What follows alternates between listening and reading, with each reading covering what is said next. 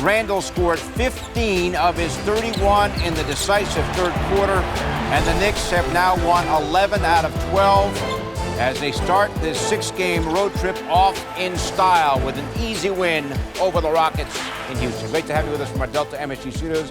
Bill Pito along with Wally Zerbiak. Alan Hahn joins us from his home studio, and we are happy to report no Hahn Hex on the stat of the night. That's you right. mentioned the Knicks' futility. And all these years at Houston, they got the win tonight. Had to be busted. I'm glad Wally said it the way he did in the pregame. It's exactly why I brought it up, because you had to make sure you got this game. This was, in all intents and purposes, this was the most important game of the trip because it's the one that you set the tone. They had to get this one, and now you move to 8 games over. You see what happened on the scoreboard tonight. We'll take a look at that, I'm sure, in a few minutes. And you've got a tough back-to-back tomorrow and obviously a tough rest of this trip. So you get the win you're supposed to get. That's this one. Set that tone.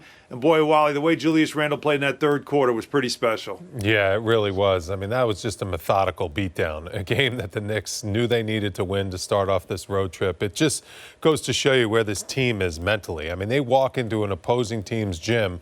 Granted, the Houston Rockets are all banged up and they're rebuilding, but they just know they were supposed to win this game, and they just went to work, and they dominated through and through. I mean, the game got close there. It got to about 9 points in that third quarter, and then Julius Randle hit a couple threes, and then the threes just started to fly from everywhere for the Knicks. I mean, that's just a great sign where this team is mentally, where Tom Thibodeau has their expectations when they set foot on the floor. They expect to win, and that's a great feeling. It really is. As a player, when you walk on that floor and you know you're the better team and you know you have the better players and you expect to win, and then you go out and blow out a team by 30 on the road, you're in a good place as a team and as a franchise. Knicks had lost 14 and Bill, out of 50. Go ahead. Yeah, I'm sorry, because we probably should explain to those who might not have seen it in the pregame why the stat of the night meant something. Is because the Knicks never win in Houston. In fact, it's been 5 years since they've won there. And only one time, as I mentioned, one time in the last 15 years they have won there.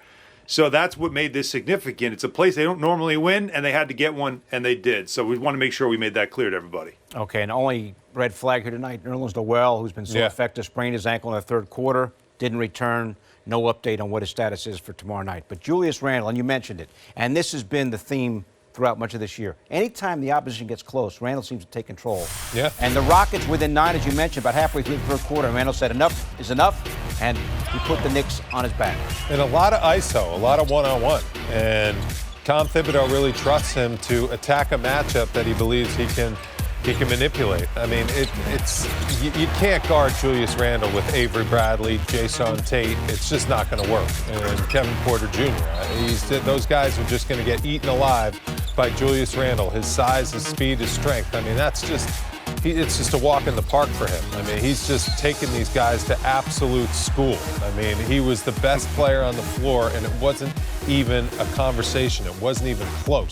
He did this in 3 quarters, Bill. I mean, he didn't even need the fourth quarter. He had 31 in 3 quarters. I mean, he completely dominated this game, wiped the floor with the Houston Rockets onto the Memphis Grizzlies.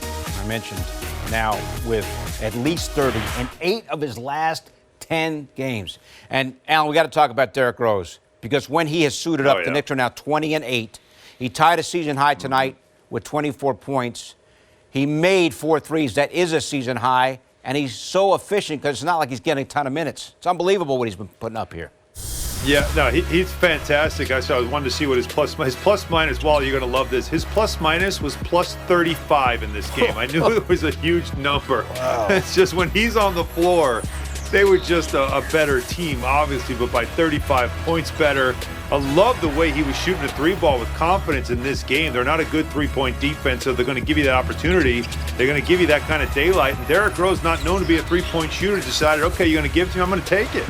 And he started knocking down the 3-ball, but we know he can also get into the paint and make things happen early on. But he really was special in this game. A high percentage of shooting, passing the basketball, but 24 off the bench, 50 points for the entire bench, and he got almost half of those points. Well, this bench, with Rose and Quickly now, they've been dominant, at least the last couple of games for sure. I mean, the Knicks bench, well, they would have got 30, 43, 48, 50 points tonight off the bench. 7 threes, and I know Rose was a plus 35, Alan, but guess who was a plus 36?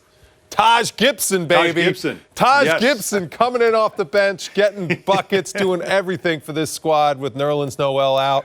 Obviously, the Knicks need Nerlens. Hopefully, he's going to be back tomorrow night. He'll be okay. But Taj has been phenomenal. And I just can't say enough about the chemistry this team has. You bring in Derrick Rose. You sign Taj Gibson to kind of a little insurance policy. Tom Thibodeau knows how to coach those guys. They love playing for Thibs. And all of a sudden, the chemistry just all fits. All the pieces have fit all season long. And tonight was evidence of that. We mentioned Nerlens Noel hurt his ankle. Here's what happened. Very strange play as Kelly Olynyk went down and just watched Wally right into Noel, number 3 there, right in his ankle there. Ooh, that is dangerous. Now, he didn't come back into the game. He got it out of there barely in time. Whoa. Hopefully he's okay. That could have been nasty. Like, that could have been really, really bad. Luckily, he just clipped his ankle out of there, like at the last second, so hopefully it's not too bad.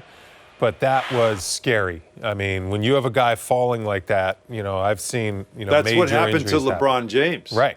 You remember LeBron James had that high ankle sprain and he missed all this time. That's literally what happened. Is that who was it on the Hawks that rolled on that was kind of going down the same way and he caught him on the ankle. So, we'll see. Obviously, you can't afford to lose Nerlens Noel and his defensive presence on this team, especially with the 5 opponents now you have coming up these next couple of games.